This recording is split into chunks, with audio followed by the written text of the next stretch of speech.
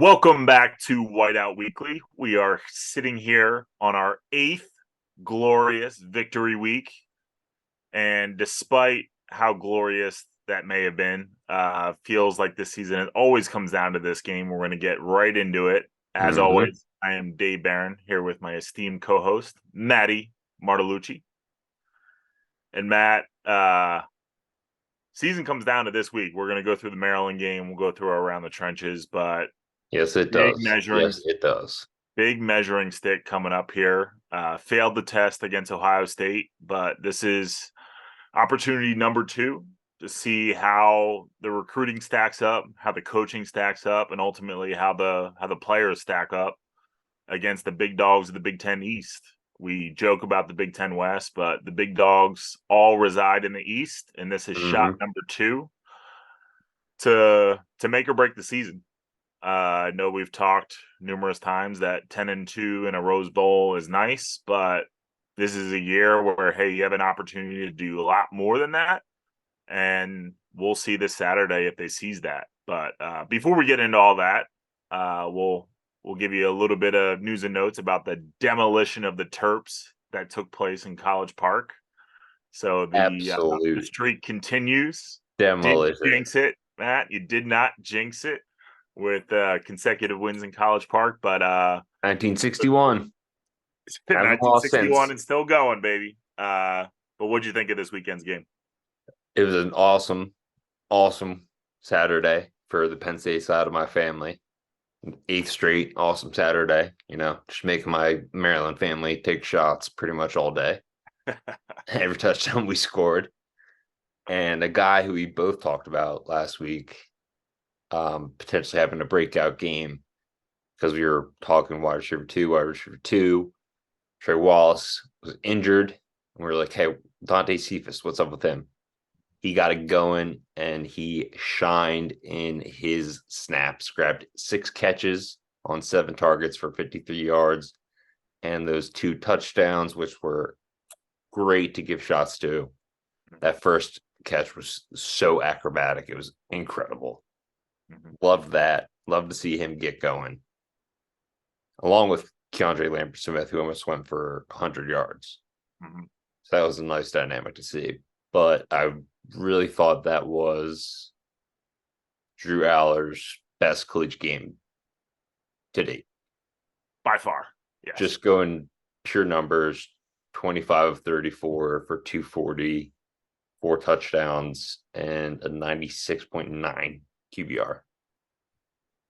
And he also ran it 4 times for 39 yards. And what I was more impressed about, I think he had a 21-yard rush where he went through his reads, like kind of processed the defense that they were sinking in coverage, and then scrambled for 21 yards. Like that's the kind of him starting to process, go through his reads. The one touchdown to Warren, or not touchdown, but dump off to Warren. He stood in the pocket, didn't see his first read, didn't see his second read, checked it down to Warren for a solid game. And it's starting to show in the numbers too. I mean, he was 17 for 17 to start the game for, I think it was 172 yards was the final Mhm. total of that. Mhm. But he seemed like he had complete control of that offense and was basically in the mind of their defensive coordinator. I don't know if you got that vibe, but he was like, if it was either the offensive coordinator here coming in and calling Mhm. those audibles or him seeing something and go to the line and fix the stuff, or maybe a big combination of both. But that was the most impressive thing to me. No, he definitely did. He looked like the total package, everything that we thought and also knew that he was based on what we've seen. No, he's had some tough starts so far this year, a couple tough games, especially on the road. But this was a really a coming out game for him. And who knows if it just took him throwing that first pick of the year to kind of Mm-hmm. shake the jitters and let it fly. But took some deep shots, didn't hit them all, but that first touchdown to Cephas was an absolute beauty of a ball. And you mentioned the check down to Warren. Didn't notice it real time, but some videos that surfaced on Twitter during and after the game. But I don't know for certain if it was that Warren check down, but you can actually hear the coaching staff in the background screaming, "Great check down, Drew." So coaching Nice. staff loved Yeah. what they saw from him. So that was really cool to see. But yeah, I mean, he just looked comfortable. So it's one of Mm. those games where, hey, you're a little bit worried. Indiana had a little bit better of a game. The Ohio State game was absolutely abysmal, and he took full accountability and ownership of that.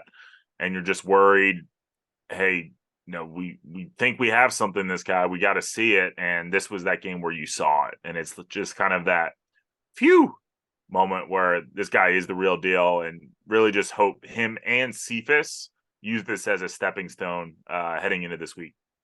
Yeah, and you kind of wonder whether it was Jurčić kind of letting him, whatever you see, call out, or it was a combination of both of them being like, hey, let's get on the same page and have multiple options as plays in case we see different reads in the defense.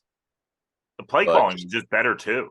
It was just better. yeah, I mean, I was yeah, saying play calling's been blah, and it was different. Like, where I the know. hell had that been all season? But it was fun to watch.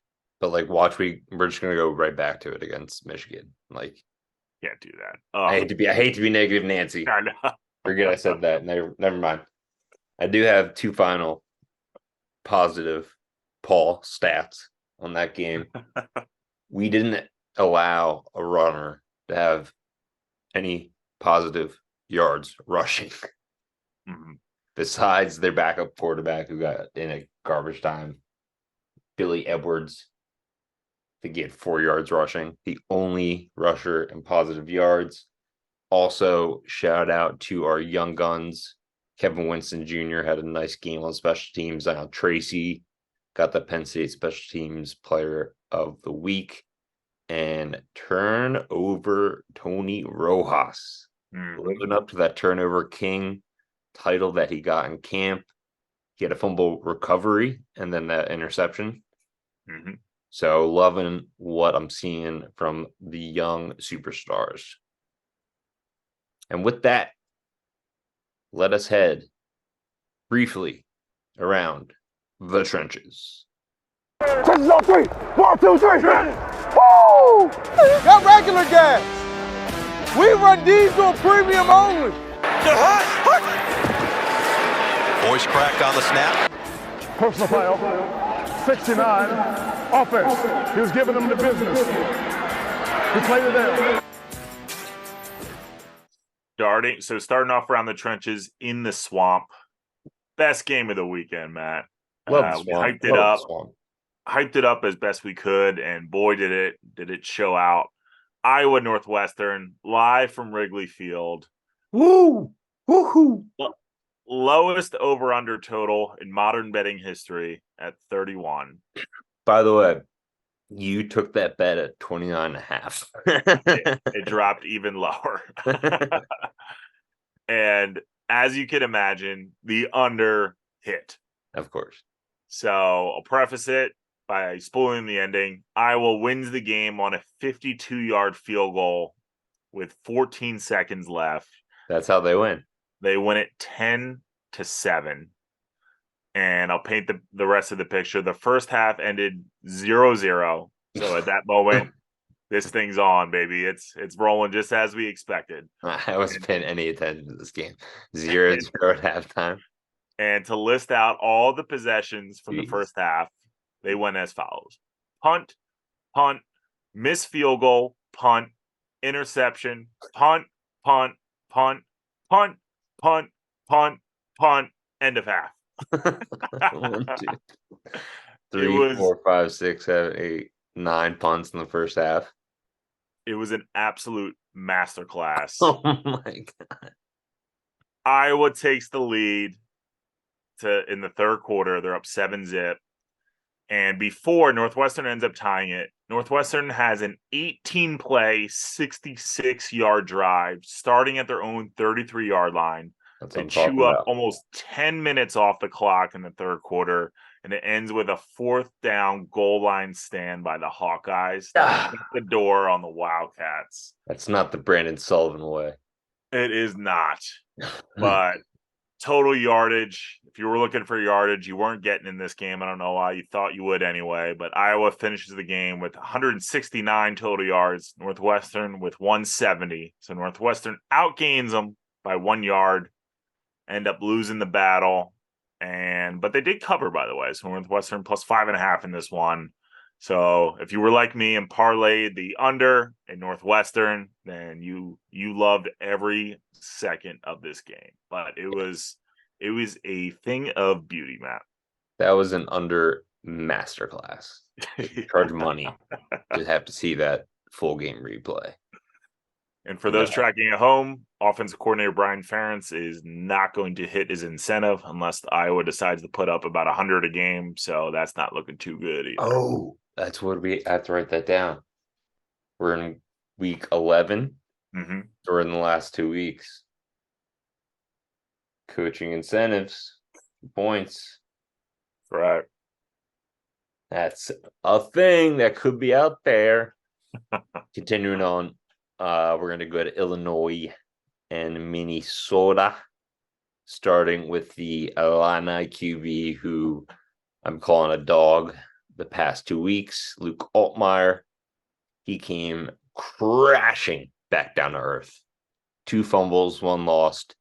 Just looked absolutely lost out there through a pick. In a crucial moment, he was actually pulled from the game for John Paddock, a senior transfer from Ball State, who balled out on the final drive to lead them to victory. Went 3 for 3 for 85 yards, and then tossed the game-winning touchdown pass on 4th and 11.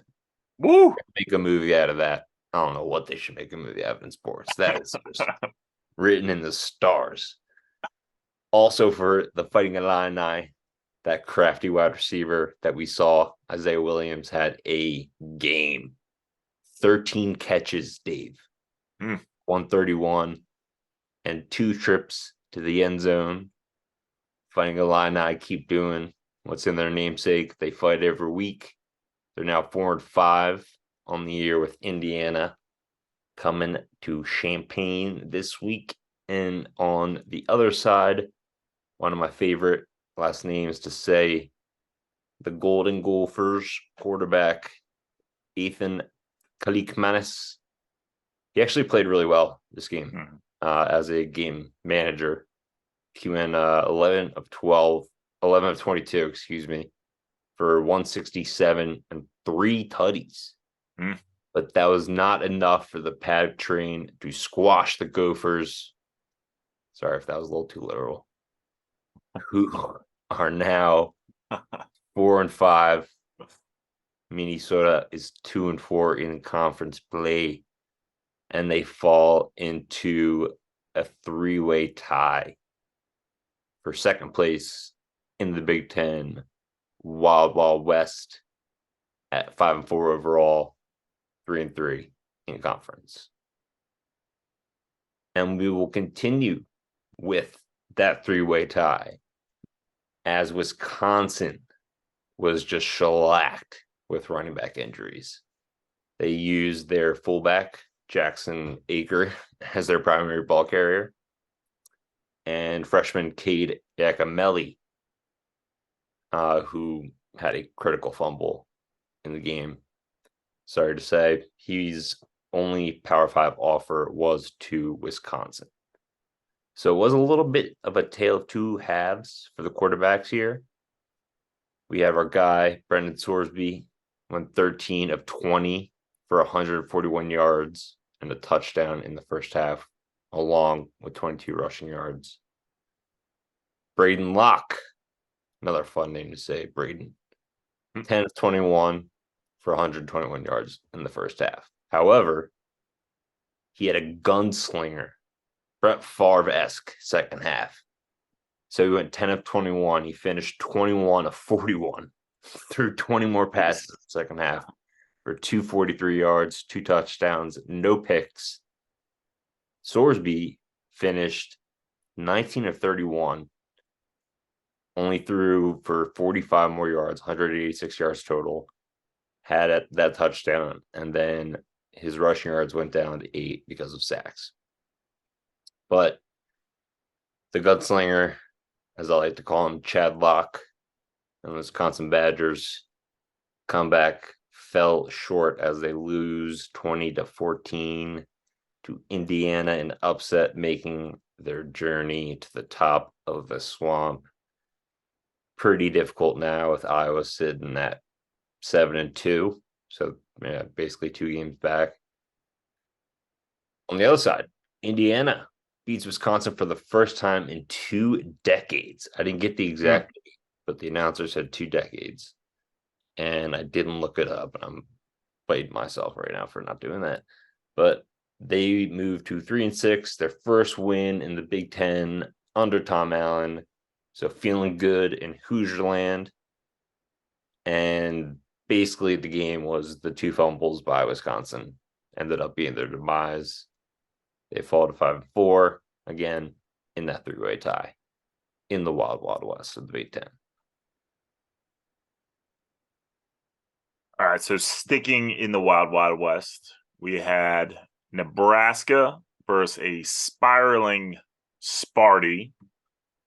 And Sparty came to play this week, or last week, rather. They were spiraling.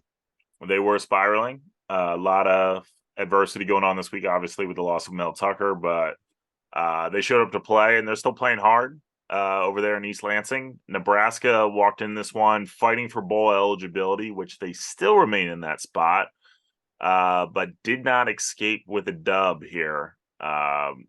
Harburg for Nebraska, who we talk about a lot, had a abysmal game, going 12 for 28, 129 yards, and 2 picks. Did rush for a touchdown in this one.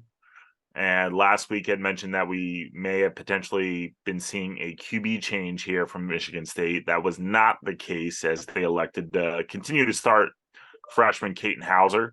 But both QBs did get some action in this one, and both actually threw a touchdown. So both of them meaning Hauser and also true freshman Sam Levitt. Okay.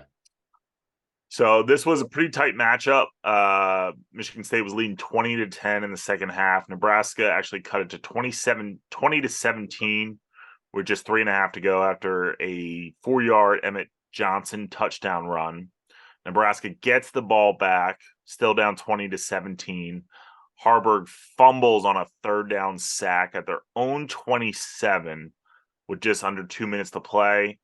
Michigan State follows that up with a 44-yard field goal miss with 43 seconds to play. So Nebraska, their last-ditch effort, force a big holding penalty on Sparty. So Nebraska has the ball at midfield, 43 seconds to go. And what happens? Harburg gets sacked for an 18-yard loss. Time continues to wind down, and then the last play of the game throws an incompletion, last prayer effort. And Sparty wins this one 20-17. And Nebraska is still sitting at 5-4 now in the season, still hoping to get bowl eligible. As Sparty continues to prove that they're not going to lay down this season. They're gonna give everyone their best shot. Nebraska's in that 3-way tie. And Dave, I had them, Nebraska -3 in my Big Ten Big Bonanza. So I did watch the game. Officially putting it under protest. That one drive that you're talking about, the one that they stopped and got the ball back. They, after you get a first down in college football at the end of both halves, they stop the clock, right? Or is that no more? I thought it was under. I believe it's just under the last 2 minutes of the second half. Okay, of the second half. Okay. Yeah, I don't believe it's the first half anymore. Because there was, maybe it was the Illinois game. There was a game where they didn't stop the clock. I was freaking out. I was like, "What the heck?" Like, I had money on this, but I think it was Illinois ended up winning. So that was almost a meltdown by me. We'll move up to the big dogs of the Big Ten. Ohio State faced Rutgers, and Rutgers put up a heavyweight fight in the first half against the Buckeyes, as this makes me furious to say. But they did what we said Penn State should do in our preview against Ohio State and utilized the ground attack to stifle the Buckeyes offense and keep the chains moving. Kept it 9-7 at halftime on the road. Rutgers running back Kyle Monangai finished with 24 carries for 159 yards. I mean, I'm not going to get into it. Past is the past. But if you forgot, Ohio State got back their running back Travion Henderson, toted the rock 22 times for 128 yards on a touchdown. I believe that's back-to-back 100-yard games since he's returned. Yep. And he also had a team high 5 catches for 80 yards. The real game changer, though, in this one was the 93-yard pick six. I saw this live, called it out, targeting immediately, but it was the 93-yard pick six by Jordan Hancock from Ohio State on a throw to Kyle Monangai over the middle, that kind of a lob pass, who, in my eyes, in my opinion, got targeted by Ohio State's Josh Proctor, which caused the ball to fly up in the air and interception touchdown. But even Proctor got hurt on the play. And I hate to call the kid out, but Monangai was totally defenseless, looking up in the air, trying to track the ball, hits him with the crown of his head, and I believe Proctor got injured, which this sucks to say, but like when defenders don't tackle correctly, you end up hurting yourself. So I think that should have been targeting. That would have changed the game completely, but it wasn't. Anyway, long way of saying Buckeyes continue to win. They're now 9-0, ranked number 1 in the college football playoff. Could have been a lot different, though. That's all I'm saying. It sure could have. All right, wrapping up, last of Around the Trenches and last of the Big Ten East versus West matchup. We had the Purdue Boilermakers against Michigan Wolverines. Michigan obviously still dealing with the off-the-field scandal and the sign stealing scandal, but proved nonetheless that they are still a dominant football team as they won this one 41-13. Michigan's offense dominates as they have all season in this one. 445 total yards of offense. JJ McCarthy, a smooth 24 completions, 335 yards. Found Roman Wilson, who's proved to be a big-time target this year. 9 catches, 143 yards. He actually didn't have a touchdown this one, but leads the Big Ten wide receiver ranks in touchdowns with 10. Purdue didn't reach the end zone in this one until the final 18 seconds of play. Weren't held scoreless in the first half, had 2 field goals, but were down 20-6 at halftime. So this one really wasn't ever close. Blake Corum also tallied 3 more touchdowns, adding to his league-leading total for the year. And Michigan has now won all 9 games by 20-plus points. But they find themselves pitted in their first-ranked matchup of the season, Matthew, against our beloved Penn State Nittany Lions. It's all baloney. They're cheating. Don't believe any of it. Wins don't count. Stop the count. So the rankings just came out. Penn State is 10, right? Yep. So we got a top 10 matchup. Big noon kickoff on Fox. Last time I checked, the spread was Michigan -5. Is that still right on DraftKings? Hovering, I've seen anywhere between 4.5 and 5, but I believe 5 is the latest number that I have seen. So yes. Over under 46. Same thing, hovering between 45.5 and 46. But last I saw it was 46. All righty. We all know the history of this game. So let's just get right into it. How the hell are we going to beat this powerhouse? I think Michigan has once again, the best offensive line in the country. Out of their 5 linemen with the highest snap counts, the most sacks allowed, according to PFF, is their tackle, who moved to right tackle. He only has 2 on the season. So their starting guard, center, and other starting guard have not allowed a sack this entire season. And that hurts because my mantra is, you make JJ McCarthy make quarterback eat turf. He's going to be rattled. But even if JJ McCarthy gets rattled, he has that backup plan, Blake Corum, to lean on, who, like you said, is leading all of college football, 16 touchdowns. And Donovan Edwards, who is the definition of just an electric dual threat back. He's 4th on the team in targets. So I truly think, despite all of that, I truly think Penn State is going to win this game.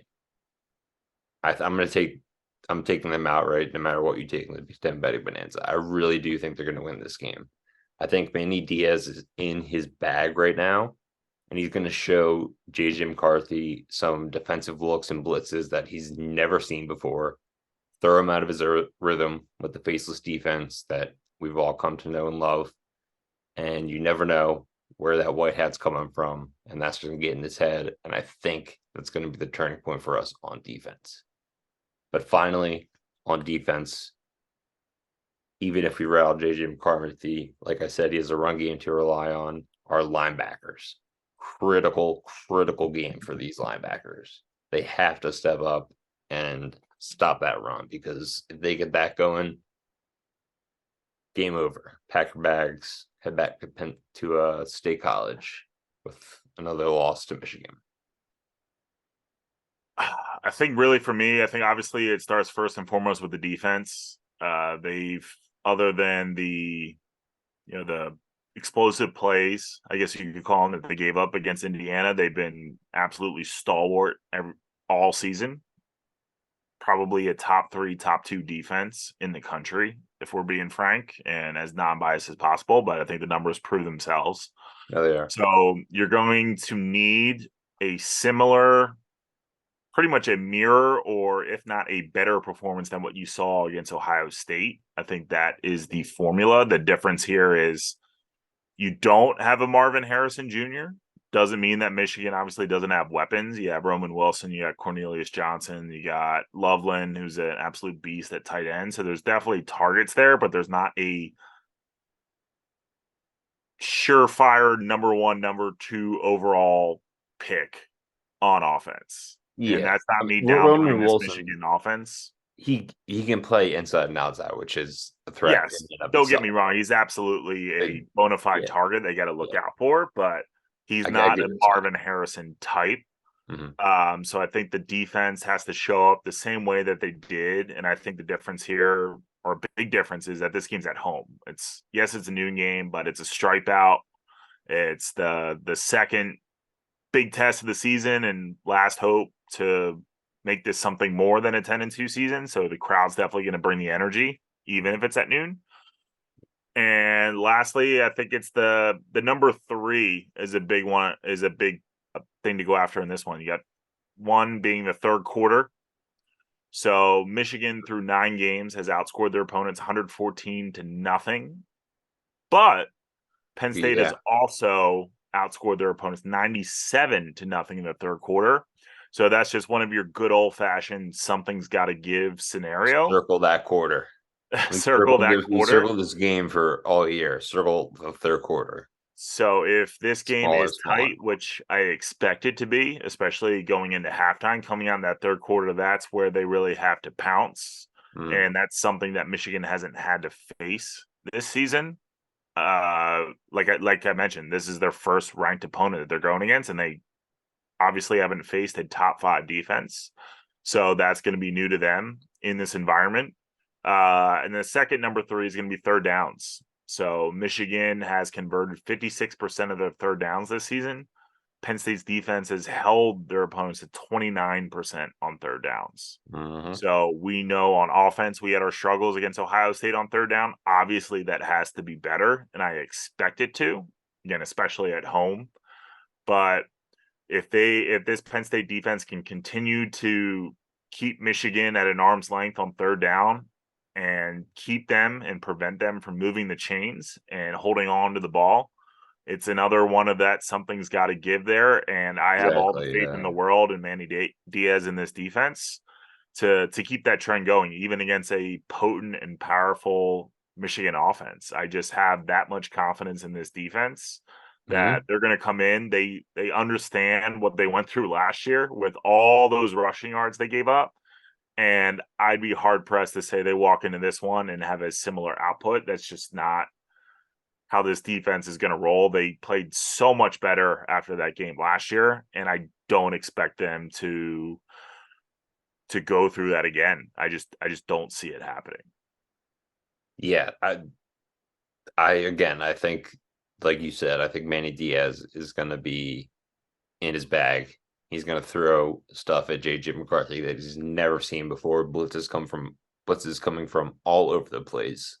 His head's going to be spinning. They're going to have to rely on the run game, and that's where the real test is going to come in. Mm-hmm. For me, for my Penn State impact player, I'm going with Mr. Nicholas Singleton simply because he's freaking due. Mm-hmm. This is the biggest game of the year, and the biggest players give it their best against the top dogs. So he had 8 carries for only 20 yards last week against Maryland. So I don't know what's going on, but he's not getting the carries that he probably is expecting. So he's hungry. And as we all know, hungry dogs run faster. So I'm expecting some explosive runs from Singleton in this one. I think he's going to tote the rock just as many times as Katron Allen because they want to keep them both fresh against this stout Michigan defense. Who do you have as your Penn State impact player?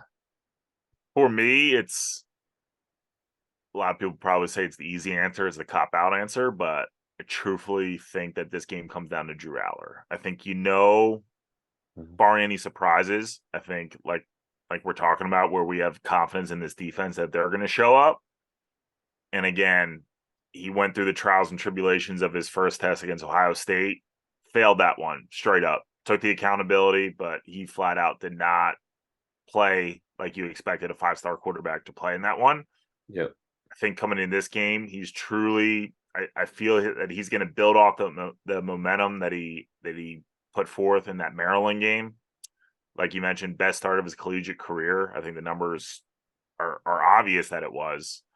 And I think having the confidence and again, building off momentum of the connection that he built with Cephas last week. We've been talking all year about who's going to step up. Yes, you're getting production from the tight ends, from Keandre Lambert-Smith, but who's that second wide receiver that's going to step up and keep the defense honest? I think Cephas has turned a corner. I know that's a hope answer, but I truly do think that there's something brewing there, and this is a matchup more so than ever that you need your 5-star quarterback to show up and win you the game. He's shown the ability to protect the rock all year, 20 touchdowns, 1 interception through that first one against Indiana. So if he continues that trend where he's not putting the ball in harm's way, but speaking out of both sides of my mouth, he's going to have to continue to, and this coaching staff is going to have to allow him to make some plays downfield as they have the last couple of weeks. And I think he's got that confidence now with a couple of guys now that can make those plays for him. So I expect Drew Allar, if he shows up in a big way, that's going to be the difference maker in this one. Yes, JJ McCarthy, you expect to see similar output on the Michigan side, but Drew Allar is truly that type of talent that you bring to Penn State to come in to win this game for you. Yeah, and like you said, I totally agree. Comes down to him ultimately. He has now Keandre Lambert-Smith, hopefully Dante Cephas, but you just remind me of an honorable mention, Tyler Warren, Mr. Clutch, Psycho T. It seems like anytime we need a third down conversion, a big touchdown, he's there to catch the ball. I'm not sure. I don't have it up right now what his catch rate is, but I'm sure it's in the 80% or 90% category up in the upper echelon. So he's just another guy to look out for, not only in his blocking to help the run game get going, but in clutch situations where we need something to happen. And I think Psycho-T's going to make it happen. So we actually had a good week betting last week. How about that? For once. Woo! End of the season, we're finally hitting our stride. Week 11. Don't give up on us now. Don't you give up on us. We're just getting hot. We are going in. Last week was week 10. We are going into week 11 of the greatest. Wait, before we do that, score prediction. I'm going to go 24-20 Lions. I'm going to go 24-23 Lions. Ooh.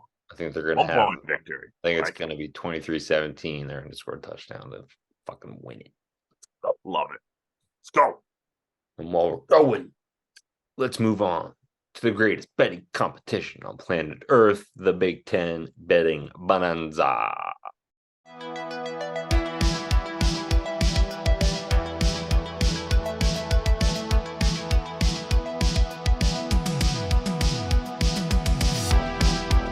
Week number 11 of the Big Ten Betting Bonanza, as I will recap week number 10, which, like I mentioned, did pretty well, feeling pretty sharp.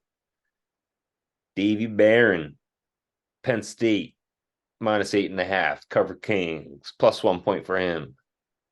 Davy Barron, I was in Northwestern at Wrigley Field under 29.5, easy money. Davy Barron going back to his Michigan well and failing. -32.5. I think they won by 27, 28, something like that. Yeah. 28. Still a good week, 2-1, winning week, 2 Bonanza points. That brings him to 16-14, a winning record on the year with 20 Bonanza points. So Dave Barron is up units on the year, only betting Big Ten games. Pretty impressive. Meanwhile, on the other side, we're trying to get to 500 here, folks. That's all we're trying to do. I had my +3 hit for once. Finally, Illinois money line against Minnesota. Riding that train of the backup quarterback. I'm blanking on his name now. Like I said, I had the Nebraska -3. Heartbroken. First push of the season of the Bonanza, which is kind of crazy. That is crazy. Oh, and you were looking for Paddock, the Paddock train. The Paddock train. Yeah. Wish that was wrong a little faster. And then I hit the Wisconsin, Indiana under 45. So with that, Illinois money line, 2-1 on the week, 4 Bonanza points. Like I said, trying to get to 500. That's the goal. We're 13-16-1 with 15 Bonanza points. So the Bonanza points are all that matters. 20-15. I'm still in it. I'm still fighting. 2 weeks left and the championship. We can do this. So technically, I have more Bonanza points. Picking the ball to you, brother. You got first pick. Now I'm nervous because I had you locked in one pick, but I'm gonna take it. What's the money line on Penn State? Let's see here, +4.5 should be a little juicy. I can get you. I'm seeing +176. Seeing +170 on DraftKings. +176 on FanDuel. +170 cleaner. I'll give Either way, it's a +3, right? That'd be a beautiful +3. I'd want nothing more. You have Lock that it in at +170 on FanDuel if you're betting at -5. on Friday morning. Hopefully it's the same.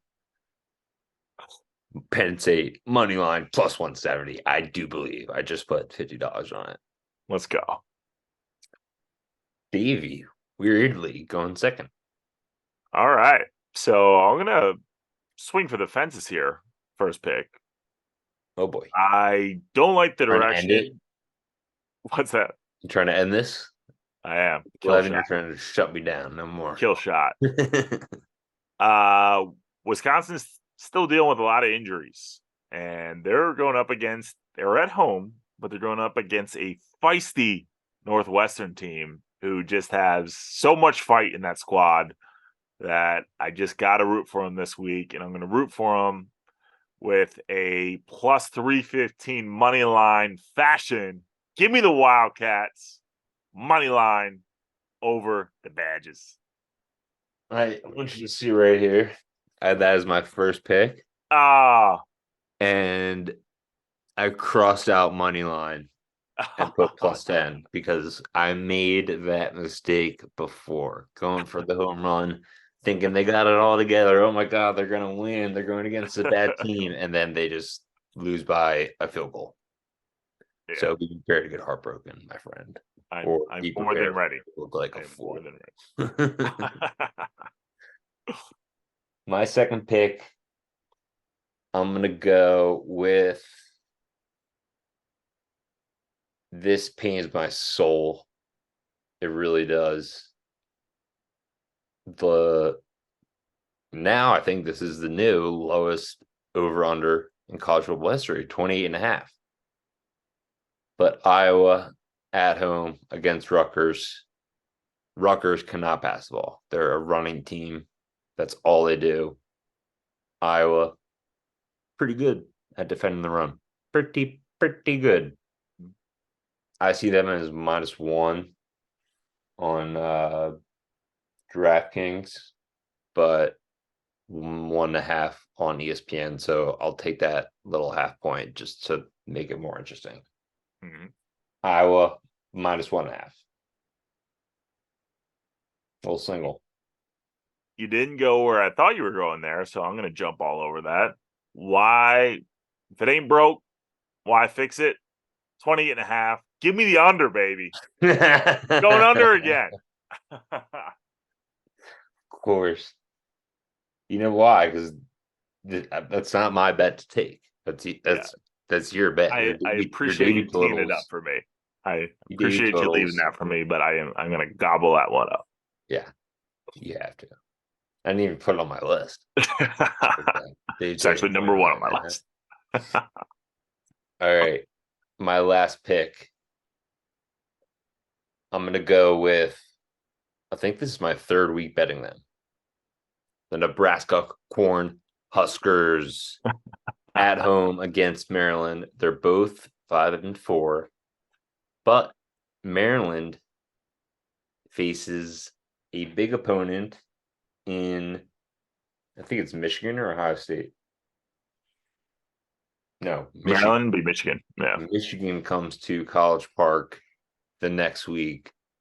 Total look ahead spot. This line makes no sense. Nebraska money line plus 110. Book it.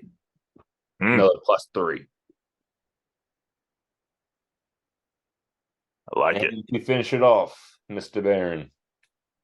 I'm going to take us home back to Happy Valley. I know you got the money line pick in there. It's not a sexy pick here, but I think it's kind of what my gut tells me how this game's going to go. I think this is going to be a low-scoring affair, just like the Ohio State game was. I'm going to go ahead and take the under 46 in this one. I actually do like that bet. Really, both have really good defenses, so yeah, I guess you're going under. I think you're in David Totals. You're now the Undertaker. I am the Undertaker. A little gift that pops up in here whenever you take on. So that will wrap it up for Big Ten Betting Bonanza week number 11. All of our picks should be on the bottom of the screen if you want to follow us, fade us, whatever you want to do.